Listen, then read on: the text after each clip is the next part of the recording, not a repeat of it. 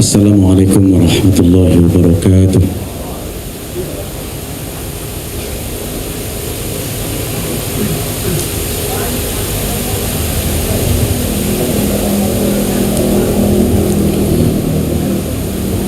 A'udzu billahi minasy syaithanir rajim.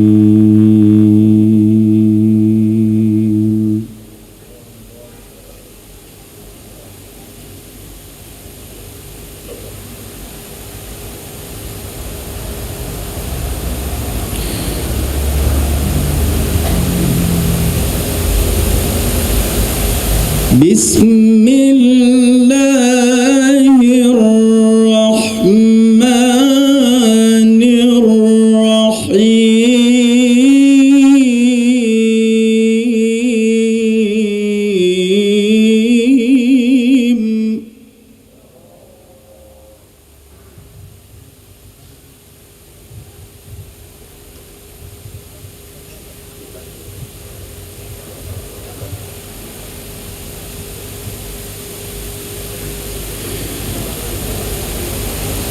Ya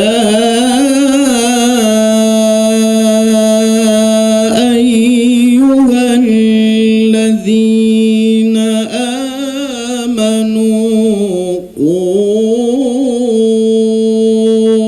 anfusakum wa ahlikum nara.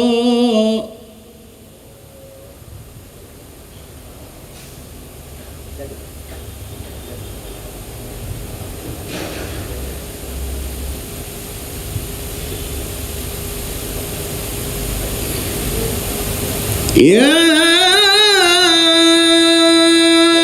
ayyuhalladzina amanu qu anfusakum wa ahlikum naran waquduhan والحجارة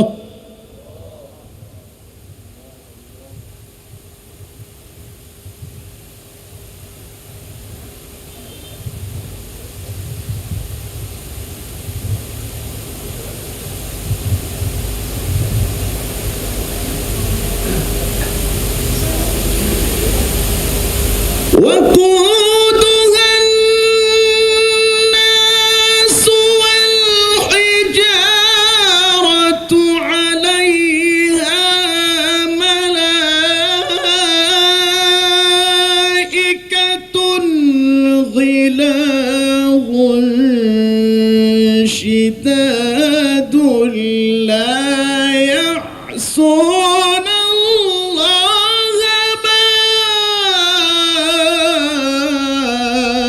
أمرهم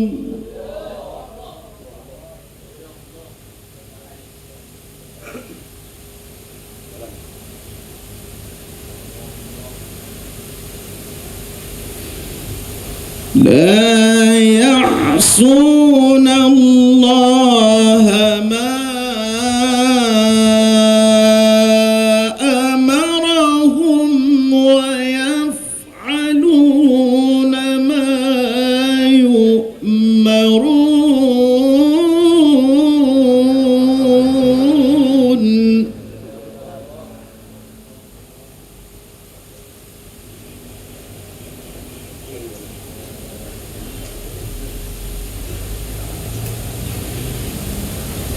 يا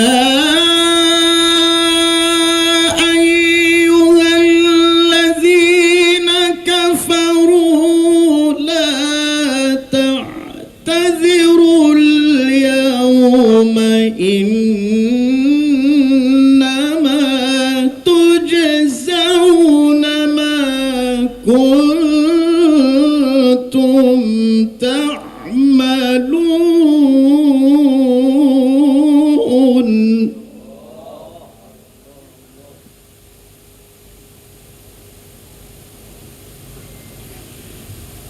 يا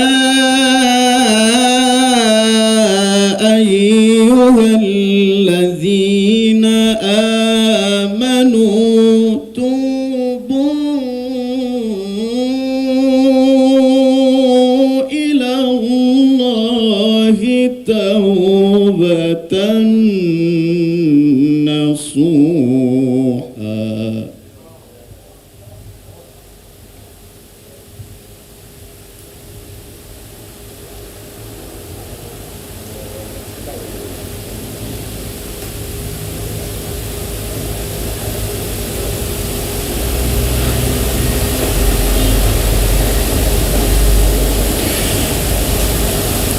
عسى ربكم أن يكفر عنكم سيئاتكم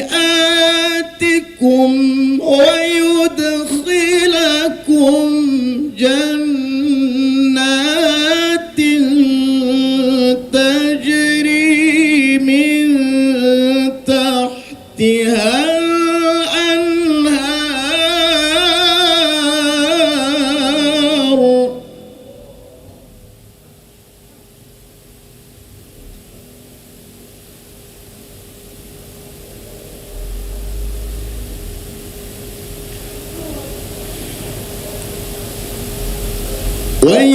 ويدخلكم جنات تجري من تحتها الأنهار يوم لا يخزي الله النبي والذين آمنوا معه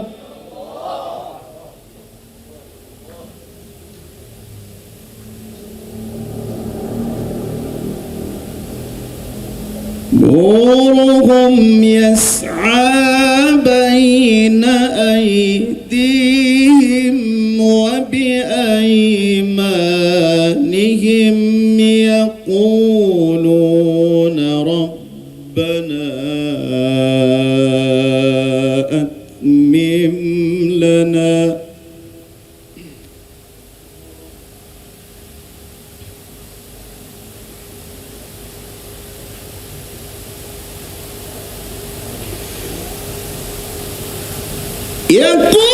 يقولون ربنا أتمم لنا نورنا واغفر لنا إنك على كل شيء قدير.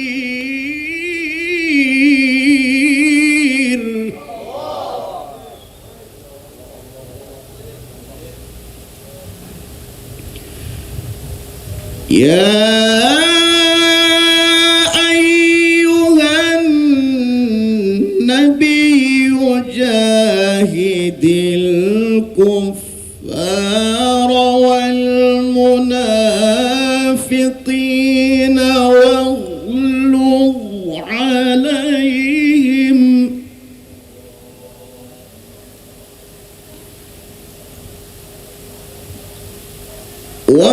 ومأواهم جهنم وبئس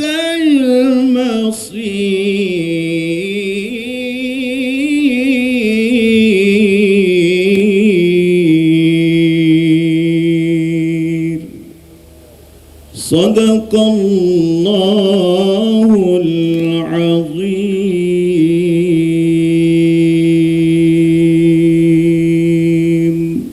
السلام عليكم ورحمة الله وبركاته.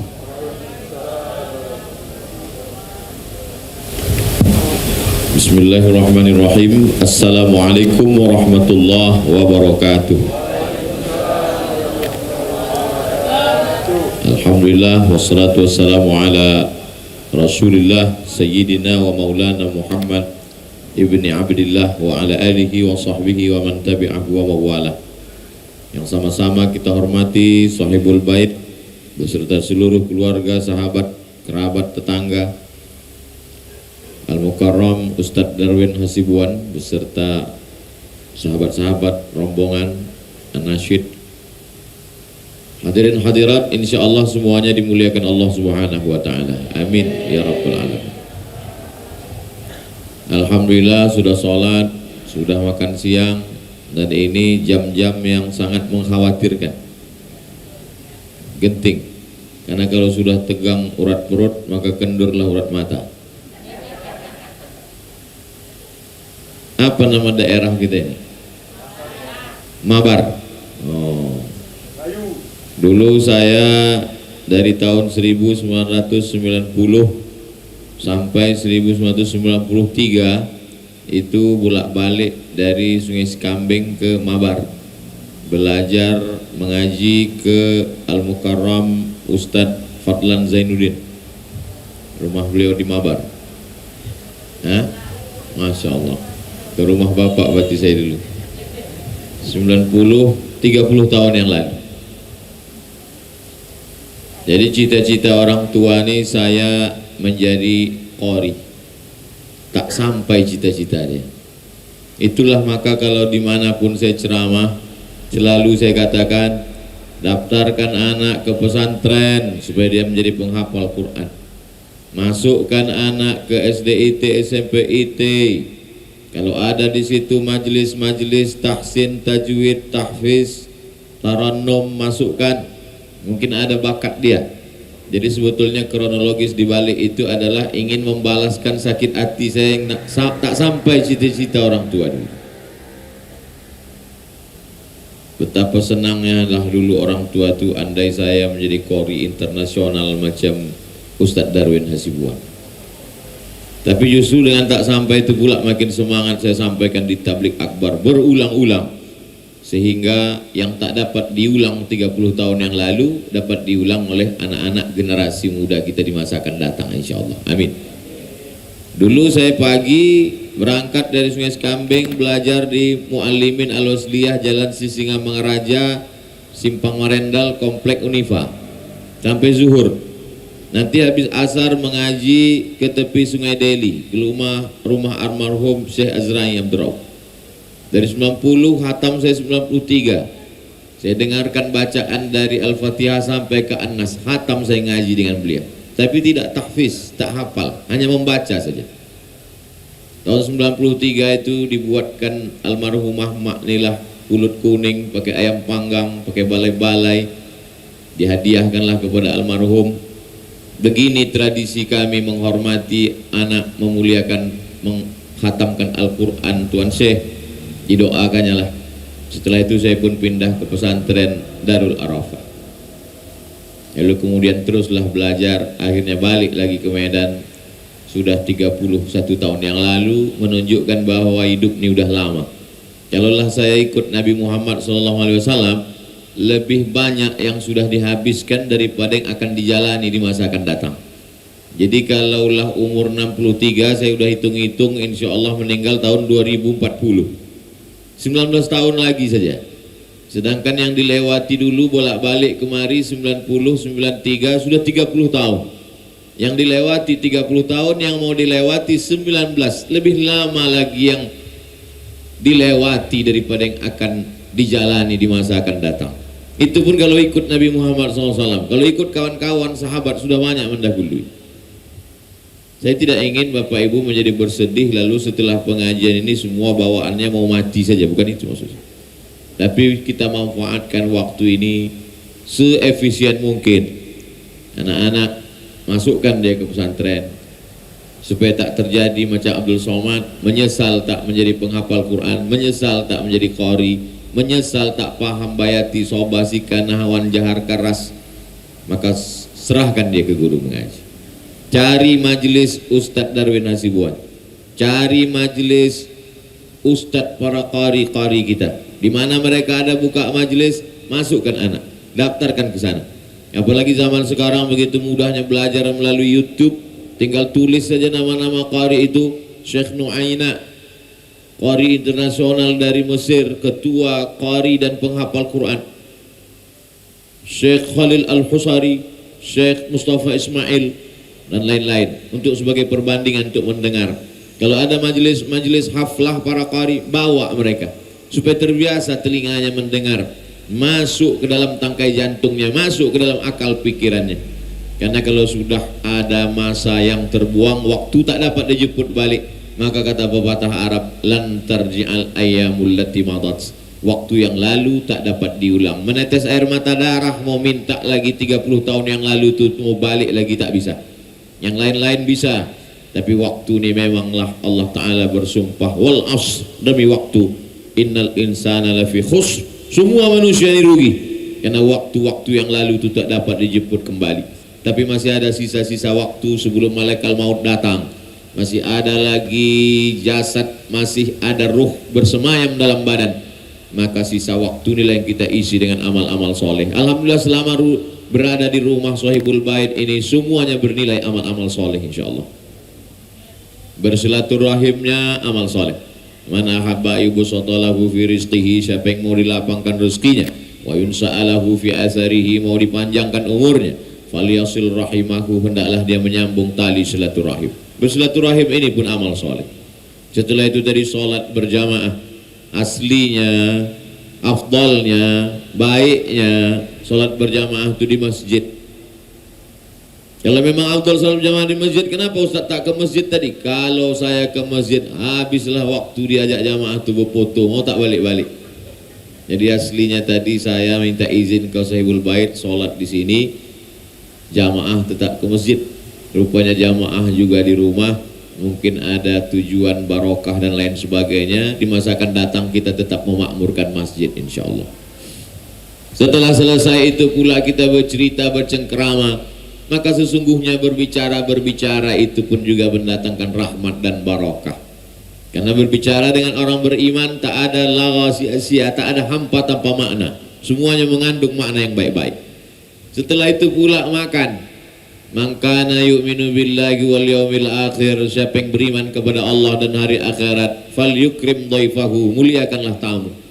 Maka kami Masya Allah tabarakallah, dari mulai datang sampai duduk bercerita, sampai sholat, sampai makan, merasa dimuliakan, dihormati. Maka mudah-mudahan Allah lah yang membalas, jazakumullah khairal jazak. Setelah itu disuguhkan pula bacaan Al-Quran. Wa idza quri'al Qur'an, kalau kamu mendengarkan bacaan Al-Quran, fastami'u lahu, dengar baik-baik, wa ansitu, diam, la'allakum turhamun, turun rahmat.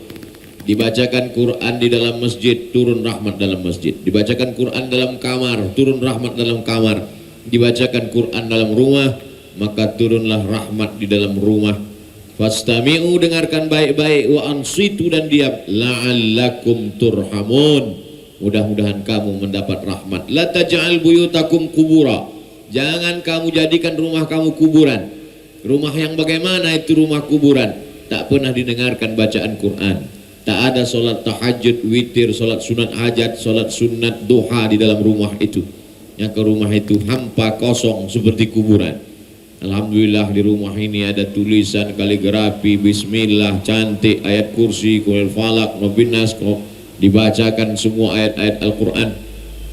Maka setiap sendi, setiap ruang, setiap tempat datang barokah dan rahmat Allah Subhanahu wa ta'ala.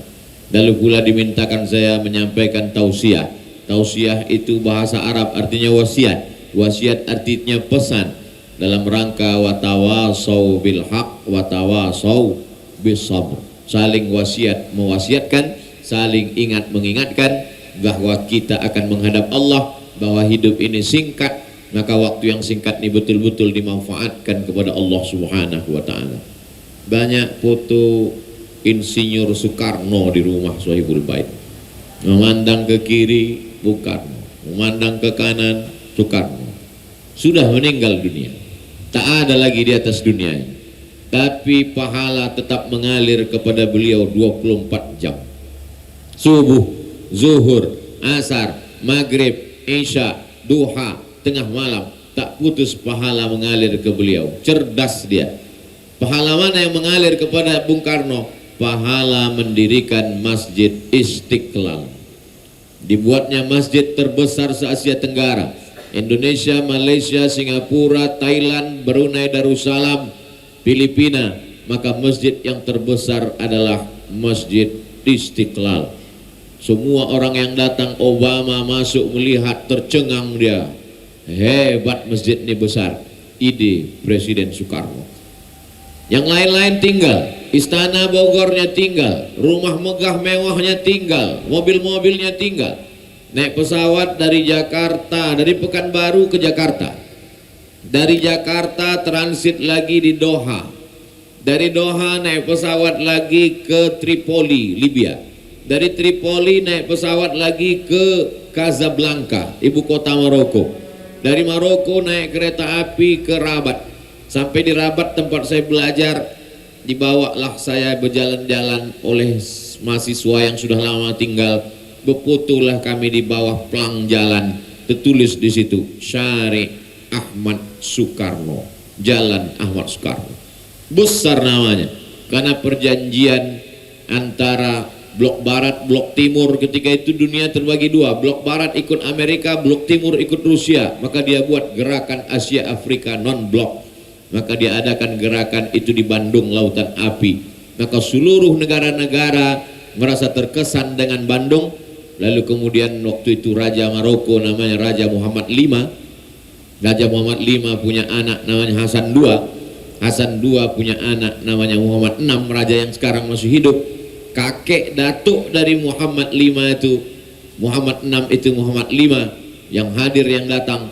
Maka ketika itu dia terkesan, dibuatnya lah nama dua jalan di Rabat itu. Satu jalan Bandung, satu jalan Soekarno. Beputulah saya di jalan itu. Saya kirim ke Indonesia untuk menunjukkan ada ternyata nama presiden kita di negeri yang jauh di seberang lautan Samudra Atlantik, Maghrib, Maroko, tempat tenggelamnya matahari. Nama besar hilang, jasadnya tak lagi ada di atas bumi, tapi dia cerdas, pahala tetap mengalir. Ini juga pelajaran bermakna buat kita yang hari ini punya nama besar, yang hari ini punya rumah megah mewah, kendaraan, hilang jabatan, hilang penghormatan orang. Kalau mau kekal abadi adalah membangun masjid. Mudah-mudahan di antara kita ini yang sudah bangun masjid bertambah-tambah lagi, yang belum bangun masjid punya niat sebelum mati bangun masjid insya Allah. Kalau Ustaz Somad bangun masjid, apalah nama masjidnya? Masjid As-Somad. Tak usah jauh-jauh. Tapi beliau tak mau bawa namanya, dia buat nama Al-Istiqlal. Istiqlal artinya merdeka, bebas dari penjajahan Belanda. Maka segala amal soleh, bak kata pepatah orang Melayu, tangan mencincang, bahu memikul. Apa yang kita tanam itu pula yang kita tuai. Jadi kalau hari ini kita tanam padi, insya Allah rumput tumbuh, padi dapat dituai. Tapi kalau rumput yang kita tanam hari ini, tak akan mungkin kita akan menuai padi. Orang yang menanam rumput hari ini hanya bisa dimanfaatkan dua. Pertama, rumput untuk makan kambing. Yang kedua, rumput untuk lapangan golf. Namun untuk menuai padi mustahil, impossible, tak akan mungkin. Jadi apa yang kita lakukan hari ini, anak-anak yang kita didik dengan pendidikan agama, akidahnya Ahlus Sunnah wal Jamaah, fikihnya bermazhab Syafi'i, dengan tetap menghormati mazhab Hanafi, Maliki dan Hambali. Lalu kemudian belajar dia memperbaiki akhlaknya dengan tasawuf, suci hatinya dari hasad, dengki dan busuk hati. Mati kita menghadap Allah, dialah tengah malam berdoa, Rabbi firli wa liwalidayya warhamhuma kama rabbayani shaghira. Apa yang kita harapkan nanti kita bangkit menghadap Allah Subhanahu wa taala sesuai dengan apa yang kita tanam hari ini.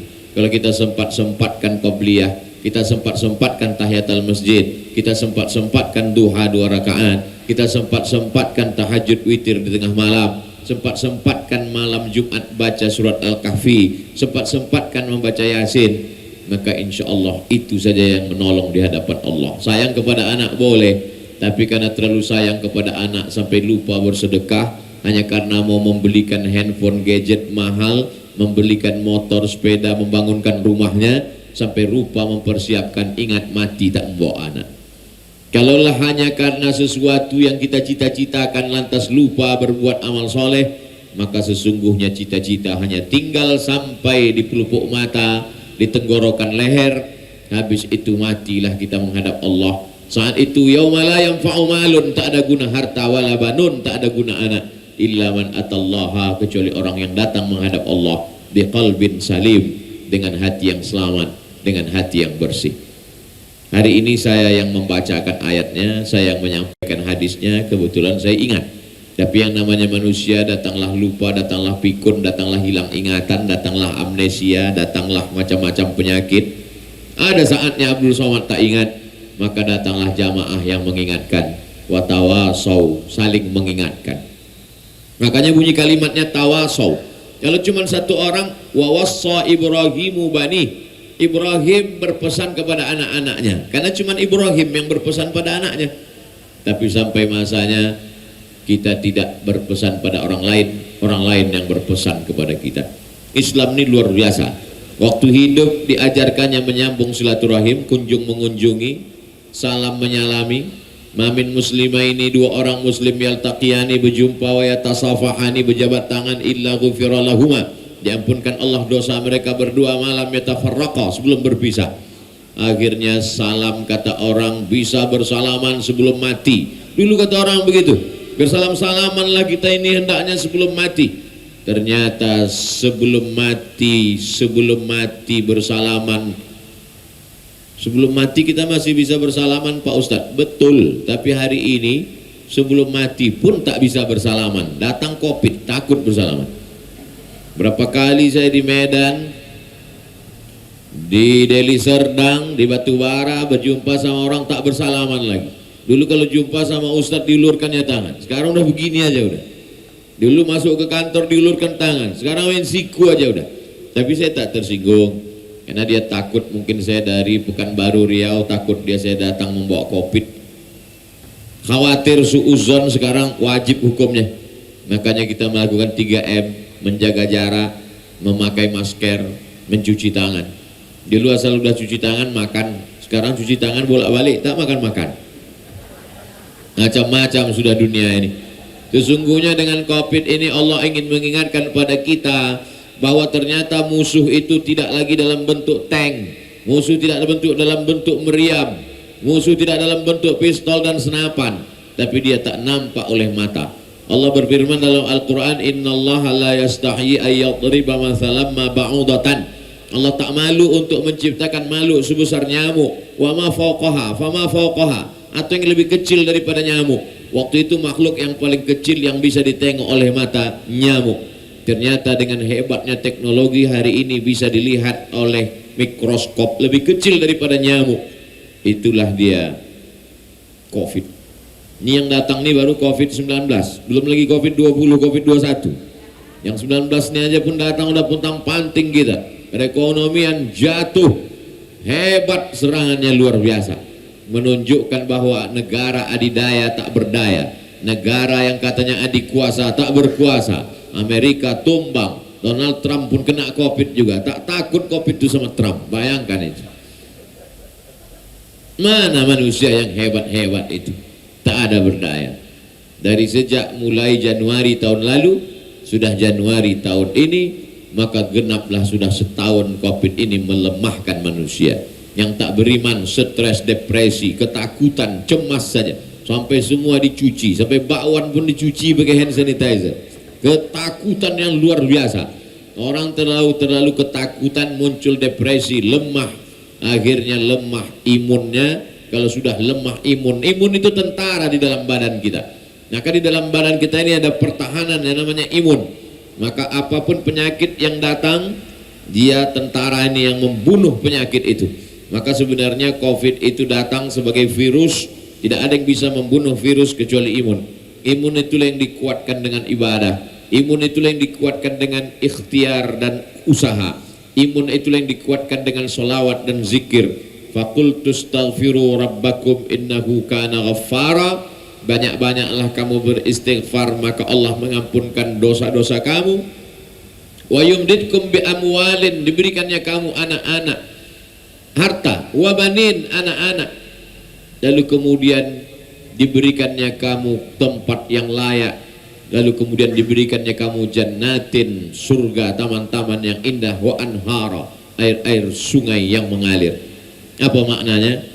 Bahwa kita disuruh Allah dengan musibah besar ini banyak-banyak beristighfar, mengajari kita bahwa dosa kita banyak.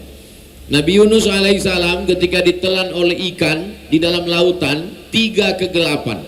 Pertama gelap malam, yang kedua gelap laut, yang ketiga gelap perut ikan. Tak ada dia minta apa-apa kepada Allah. Di dalam perut ikan itu dia hanya berkata la ilaha illa anta subhanaka inni kuntu minaz zalimin. Itu saja yang dia katakan. La ilaha illa anta subhanaka inni kuntu minaz zalimin. Dikeluarkan Allah dia dari 3 kegelapan. Gelap malam, gelap perut ikan, gelap lautan. Begitu juga dengan kita hari ini. Gelap kemiskinan, gelap kesusahan hati, gelap fitnah-fitnah yang luar biasa, gelap COVID-19. Maka tak ada cara lain kecuali berserah kepada Allah, bertasbih mengagungkan Allah. La ilaha illa anta subhanaka inni kuntu minaz zalimin. Man lazimal istighfar, siapa yang melazimkan memperbanyak istighfar, kata Nabi, ja'alallahu lahu min kulli dhiqin makhraja, segala kesempitan hidupnya akan dilapangkan Allah. Wa min kulli hammin faraja, segala kesusahan hatinya akan disenangkan Allah. Wa razaqahu min haitsu la yahtasib, diberi Allah dia rezeki dari yang tidak disangka-sangka.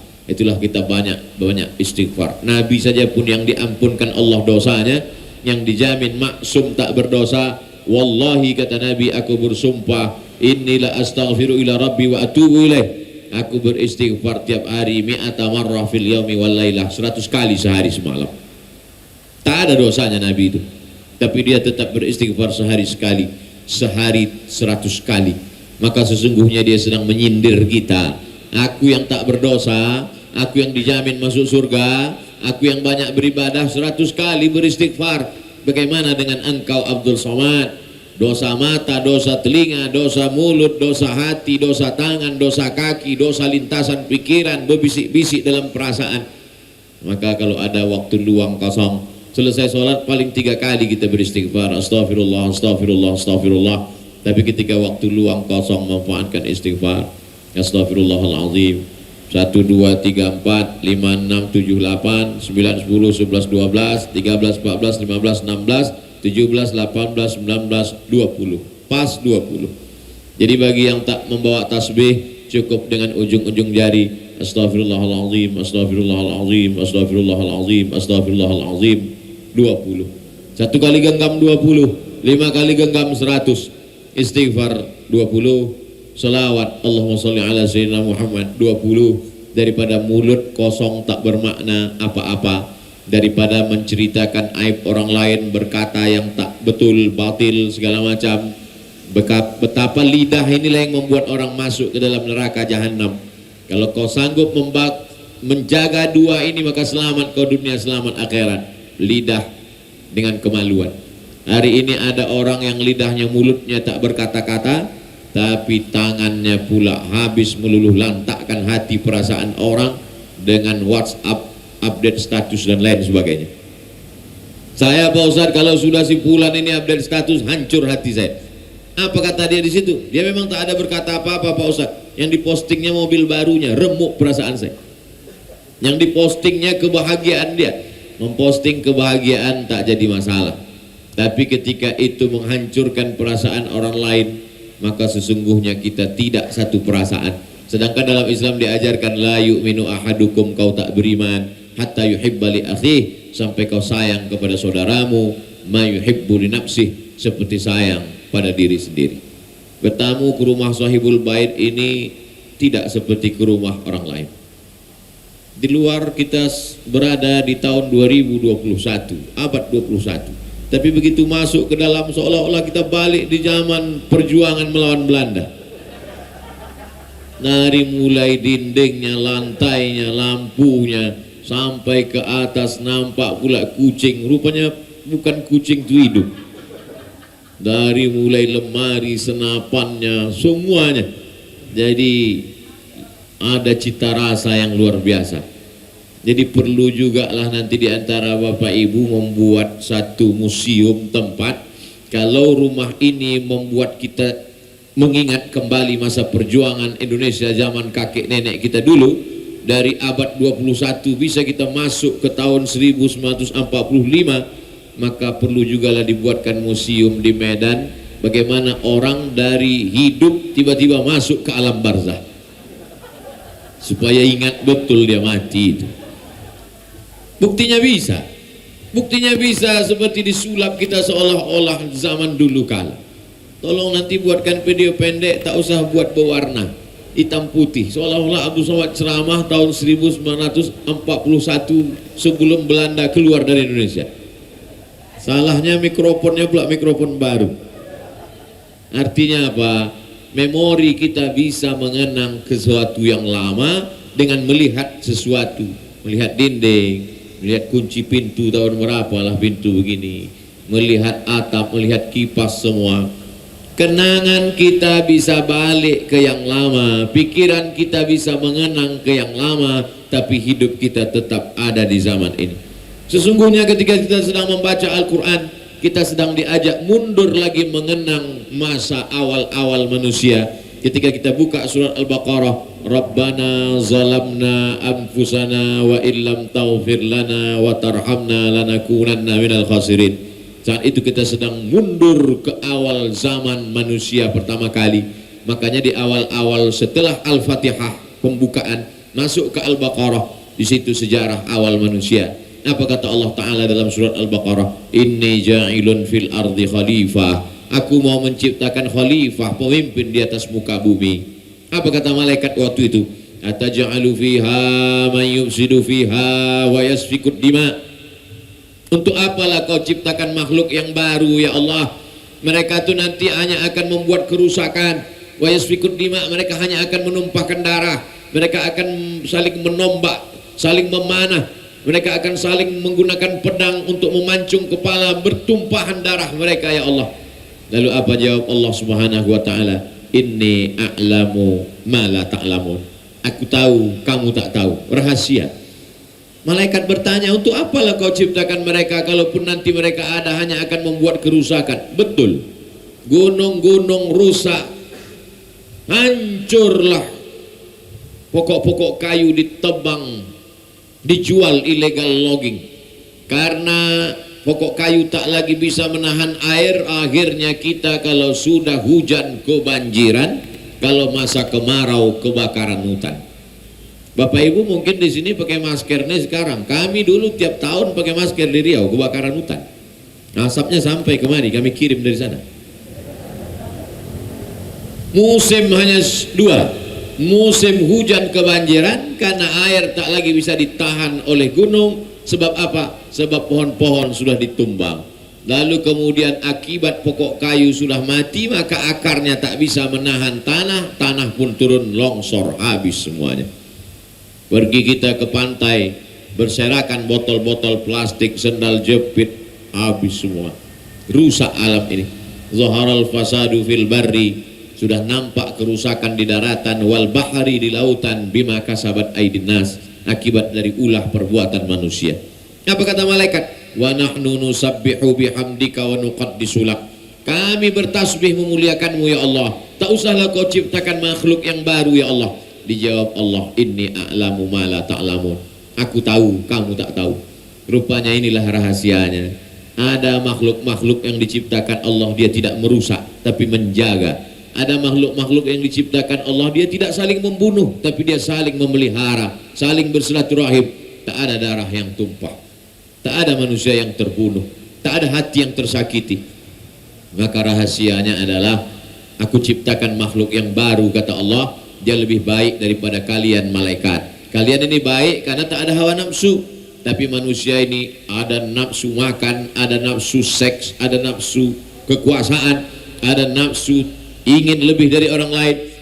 Tapi manusia bisa menahan nafsunya itu.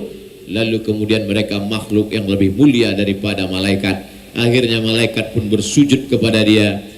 Wa idh qulna lil malaikati isjudu, wahai para malaikat bersujudlah kalian semua. Fasajadu, semuanya bersujud illa iblis, kecuali ada satu yang tak mau sujud. Iblis lah yang tak mau bersujud. Aba wastakbara, dia angkuh dan sombong. Ma mana'aka alla tasjuda li Adam idh amartuk, kata Allah. Kenapa kau tak mau bersujud kepada Adam wahai iblis? Apa jawab iblis? Khalaqtani min nar, aku kau ciptakan dari api. Wa khalaqtahu min tin, dia kau ciptakan dari tanah. Ana khairum minhu, aku lebih baik daripada dia. Jadi kalau ada manusia ini yang merasa diri lebih baik, merasa diri lebih hebat, maka sesungguhnya adalah sifat-sifat iblis dalam dirinya. Jangan-jangan yang merasa lebih mulia ini Abdul Somad karena tempat duduknya lebih tinggi, karena suaranya lebih kuat. Oleh sebab itu maka selalu saya meminta jamaah, doakan kami Pak Ustadz. Ya, doakan juga saya supaya istiqomah, doakan supaya tetap tawadhu, doakan supaya tetap perjuangan ini untuk agama Allah, doakan supaya tidak dikalahkan oleh hawa nafsu. Nafsu kita tidak lagi melawan makan karena kita sanggup puasa sunat. Nafsu kita tidak lagi menahan lidah karena kita sudah banyak berzikir. Tapi ada nafsu-nafsu yang lain. Nafsu tak ingin lebih orang lain daripada kita. Nafsu angkuh dan sombong, merasa lebih hebat, lebih mulia, lebih tinggi, lebih tua, lebih senior, lebih populer, lebih. Itu hanya ada dalam diri manusia. Dan ketika dia mampu ditahan, Allah janjikan, amma man khafa maqama rabbih wa nahan nafsa 'anil hawa fa innal jannata hiyal ma'wa. Kalau ada rasa takutmu dalam hati, dengan rasa takut itu kau lawan hawa nafsumu, maka surgalah balasanmu. Mudah-mudahan kita termasuk orang-orang yang mampu menahan hawa nafsu itu insyaallah. Saya mulai tadi 1:30, sekarang pas jam 2, 30 menit. Dia kalau tabligh akbar 1 jam, kalau ceramah di rumah 30 menit. Bapak Ibu yang dimuliakan Allah Subhanahu wa taala, pertemuan kita ini pertemuan yang mengandung makna barakah. Pertemuan kita ini pertemuan dengan qari, penghafal Quran, majelis ilmu, sahibul bait, orang-orang baik. Maka bersama kita di dunia ini, bersama pula lah kita nanti di surga Jannatul Firdaus insyaallah. Amin ya rabbal alamin. Itu yang dapat saya sampaikan. Ada yang ingin ditanyakan, silakan di mikrofon, akan saya jawab sesuai kemampuan. Kalau tak bisa saya jawab, nanti saya bawa ke Pekanbaru, saya jawab di Pekanbaru, saya upload di channel Ustadz Abdul Somad Official. Subscribe, like, and share. Terima kasih. Assalamualaikum warahmatullahi wabarakatuh.